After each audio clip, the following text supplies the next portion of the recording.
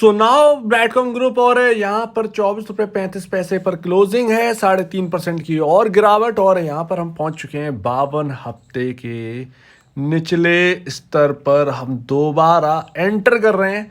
मात्र यहाँ पर अगर हम बात करें 55 पैसे दूर हैं और ये कल हो सकता है कि ये आपका टूट भी जाए और 52 हफ्ते का कल नया लेवल आपको देखने को मिल जाए बीसीजी के अंदर।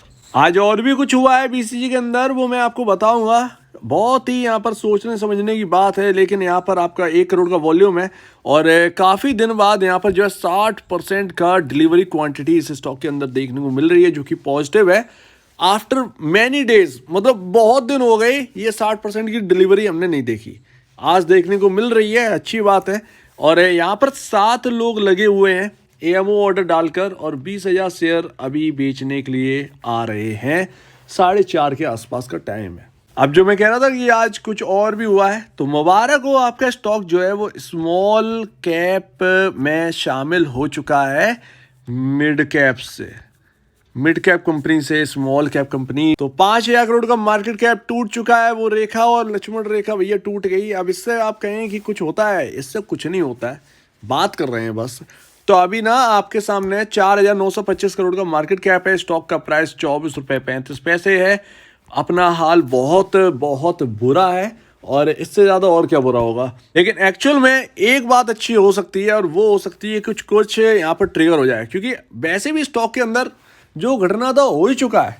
ऑलमोस्ट यहाँ पर वाइप आउट हो चुकी है। 55 पैसे या 50 पैसे गिरा कर आप इधर उधर कर लोगे, क्या होगा उन ऑपरेटर्स का? कुछ नहीं होगा, क्योंकि ऑपरेटर के लिए कोई ट्रिगर है ही नहीं कि यहाँ पर वो रुक जाए।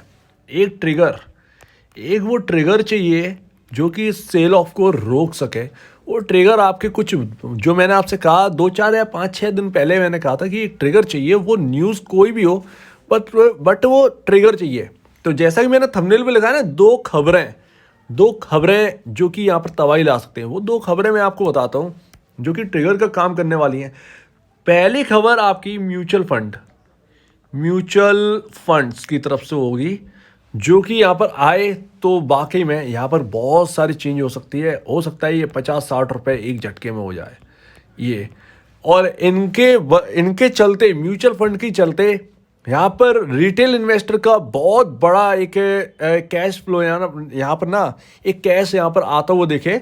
और वो खबर यही होगी कि कोई म्यूचुअल फंड जो है वो यहाँ पर बीसीजी के शेयर खरीद ले बल्क में, मतलब भारी मात्रा में। मतलब यहाँ पर ऐसे कुछ न्यूज़ आ जाए कि एसबीआई ने यहाँ पर कुछ 50 लाख या 80 लाख या 1 करोड़ शेयर्स यहाँ पर जो है बाई कर लिए हैं ब्रैडकॉम ग्रुप के, या 2% इक्विटी जो है वो ले ली है, या 1% कितना हुआ? 10% तो आपका 20 करोड़ हो गया। वही 2 करोड़ 1 करोड़ के आसपास 1 करोड़ शेयर्स, 1 करोड़ शेयर्स यहाँ पर जो है म्यूचुअल फंड ने बाई कर रहे हैं। ये आपका इतना बड़ा ट्रिगर रहेगा जितना कि फॉरेंसिक ऑडिट होने वाला है।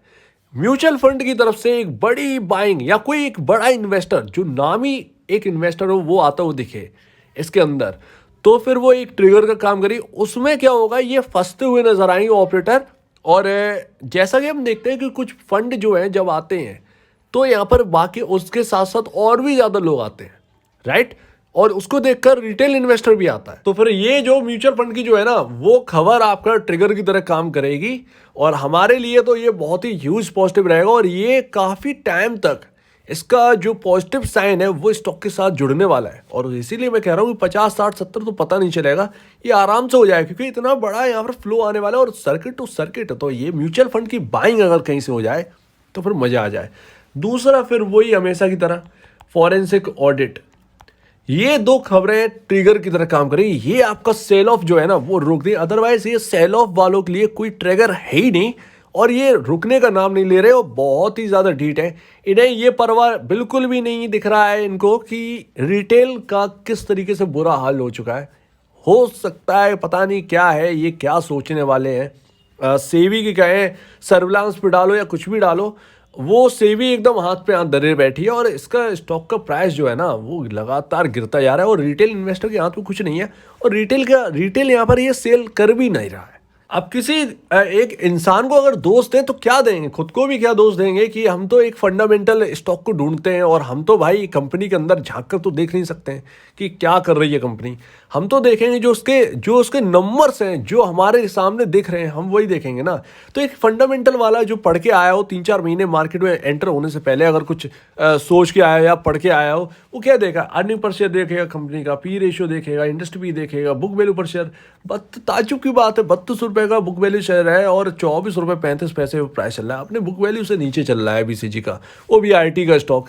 तो एक पता नहीं ये क्या है, क्यों नहीं है, ये समझ में नहीं आ रहा है कौन सा वो ट्रिगर काम आएगा या क्या होने वाला है। मैनेजमेंट भी अब हाथ खड़े कर चुकी है, क्योंकि मैनेजमेंट भी क्या, अगर कोई न्यूज़ लेके आती हुई है तो वो इतनी बड़ी न्यूज़ नहीं होगी कि इसके अंदर हो सकता है 12-15 रुपये चढ़ जाए, लेकिन उससे कुछ नहीं होगा। लेकिन कोई बड़ा ट्रिगर चाहिए इस स्टॉक के अंदर वाकई में।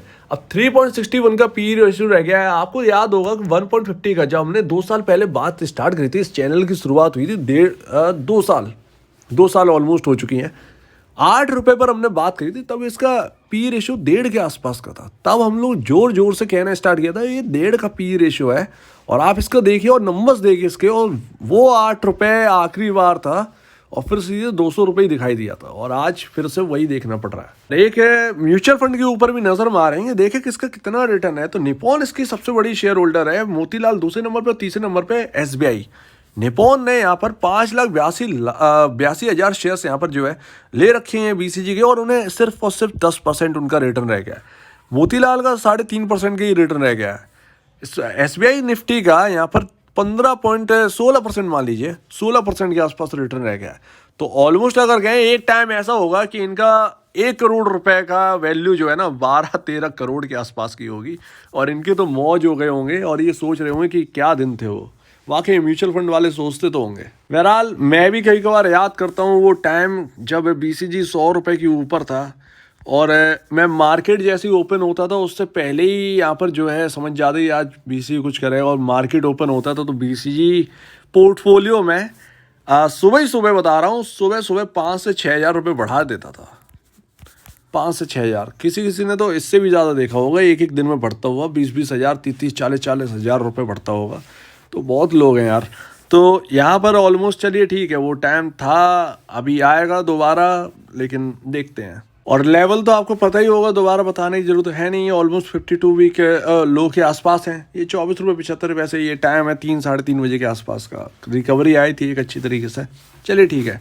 नीचे में 20 रुपये पर सपोर्ट, 20 रुपये पर हम बात ये भी कर चुके हैं कि 20 रुपये अगर नहीं रहा तो फिर कहाँ, ये सपोर्ट, इतने बड़े सपोर्ट लेवल पर आ चुके हैं इस स्टॉक के अंदर कि यहाँ पर क्या बताऊँ, यहाँ पर सपोर्ट ही सपोर्ट है आपके। एक 16 रुपये और ये 2 सपोर्ट ना सबसे अहम और बहुत बड़े इस स्टॉक के अंदर सपोर्ट है।